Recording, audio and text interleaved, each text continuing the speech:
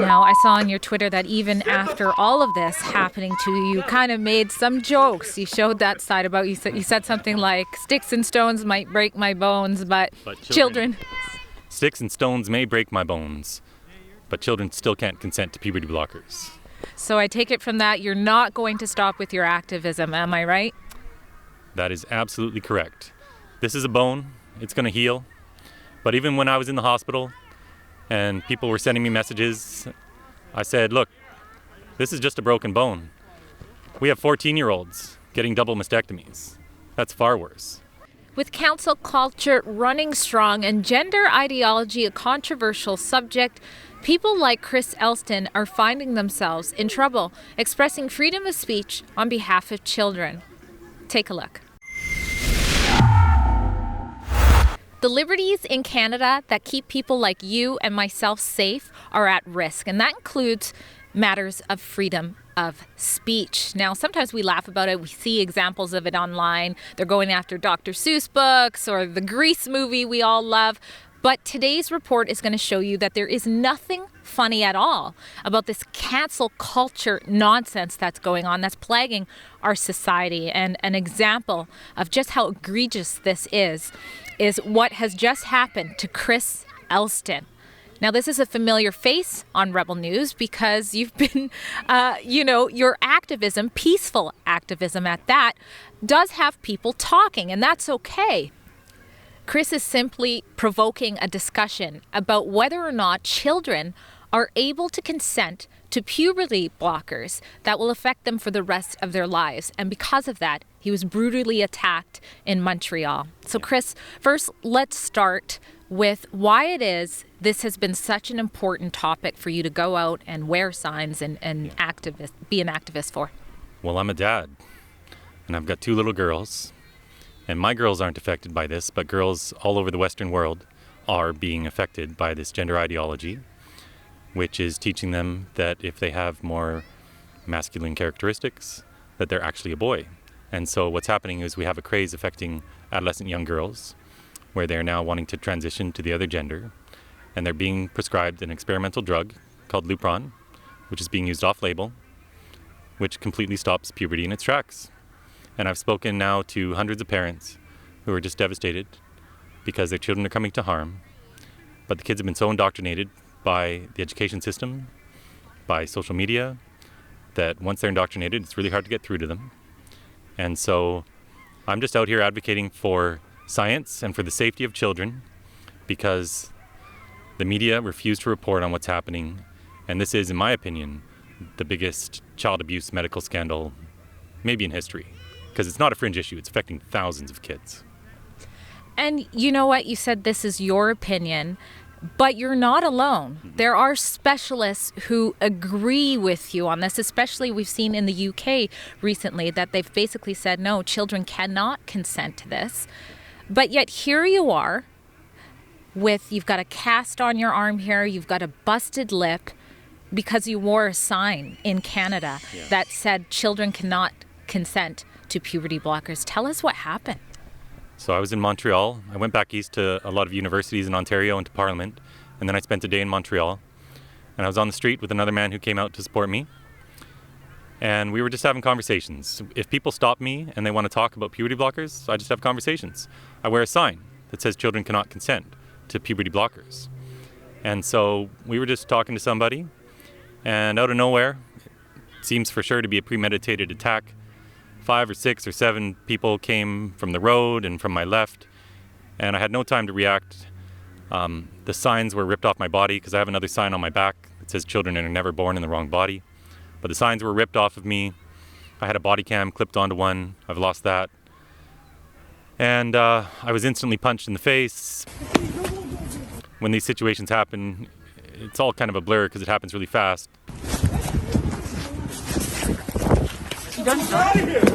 I started to retreat down the sidewalk. I didn't say a word. I didn't fight back at all because I know I can't, because I get in trouble if I do that. The police do not really support me. Some do, but anyway, we can get into that another time. But I started to retreat along with Chris, who was also very peaceful. and they kept coming at me. And this one man picked up a really large traffic cone. Oh. You know, it's just a plastic traffic cone. I wasn't worried about it, but it probably weighs 8 or 10 pounds, and the base is pretty thick. And he started swinging it like an axe at me. Get the out of here! No! I tried to find my body cam, but it was gone. My other sign was gone. One sign was still there. I'm not sure if they jumped in a car or not. I don't know how they got there. But that was that. We called the police, and I realized that my forearm was hurting, didn't have a lot of mobility. So went to the hospital, and yeah, it's the ulna, the bone on the outside, is in 2 pieces right now.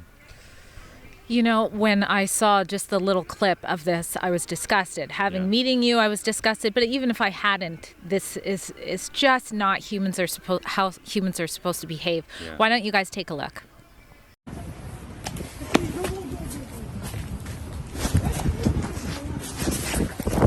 She done out of here! Get the out of this neighborhood! Go. Go, Chris. Go, Chris. Get the out of here! No! Transfolds up! Go! You leaving? Okay. Yeah. Leave then. Turn the around and leave. Get the out of here.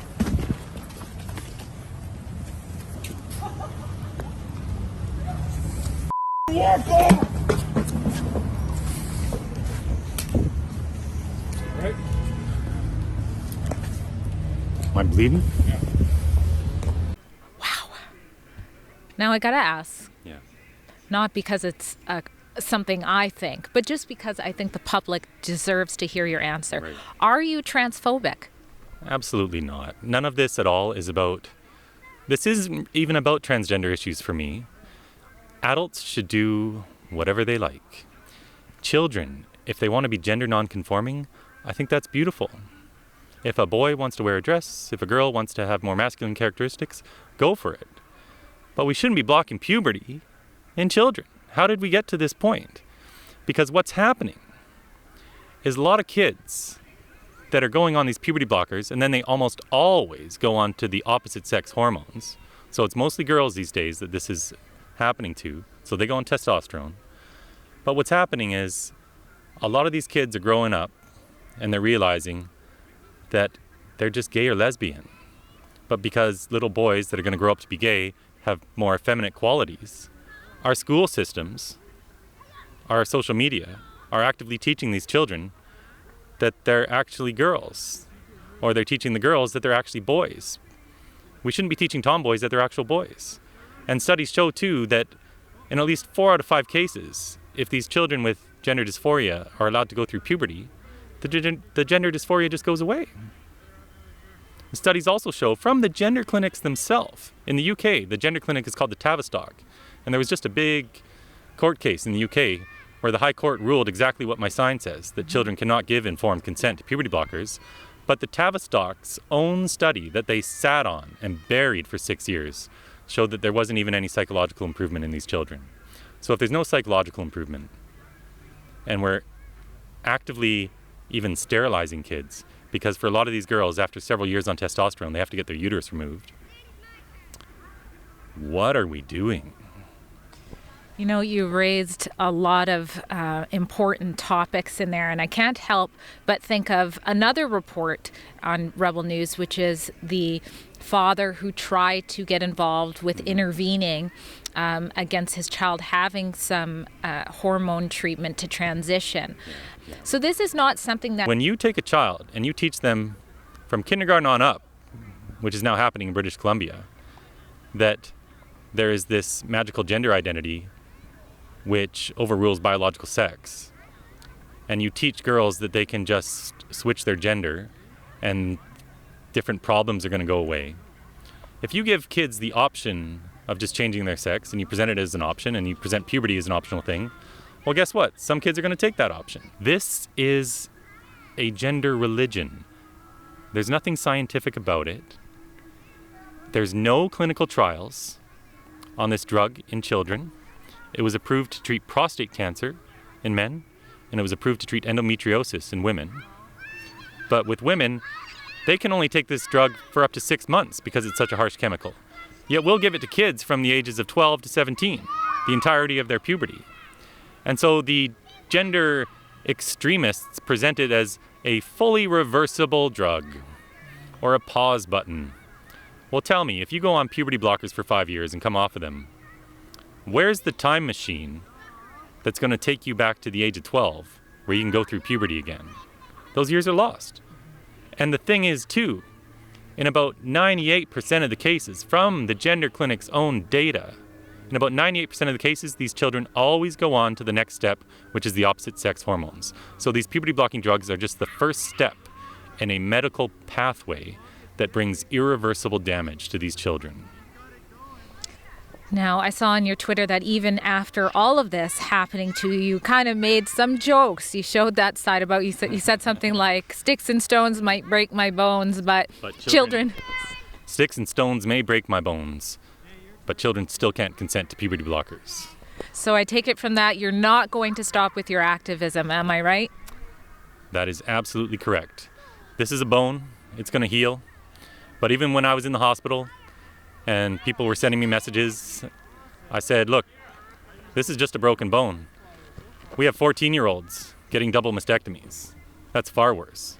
All this damage that all these children are undertaking is far worse. I'm a 45-year-old man, whatever. I'll heal up. But this is such an important issue because this is our children. It's not a fringe issue. It's not 1 or 2 kids here and there. It's everywhere, and it's growing extremely fast. And the media won't let us talk about it. So I figure if they won't let us talk, I'll just go talk to one person at a time. And I reckon after 1,000, 2,000, 5,000 conversations, we eventually reach enough people that someone can do something about this. Because they go and talk to their friends, and they go and talk to their family. And then events happen, and maybe you reach more people. Like today, I was live on air reaching a few million people. So we're going to get that message out there, and I'm not going to stop. And the most encouraging thing about this is when people try to silence you with violence, it always backfires. And what's happened is so many different media outlets, podcasters, and ordinary citizens have reached out to me. And a lot of men have reached out. And they want to come stand with me when I go to different cities now. So the support has grown enormously overnight. And I know there are men that are going to come out with me.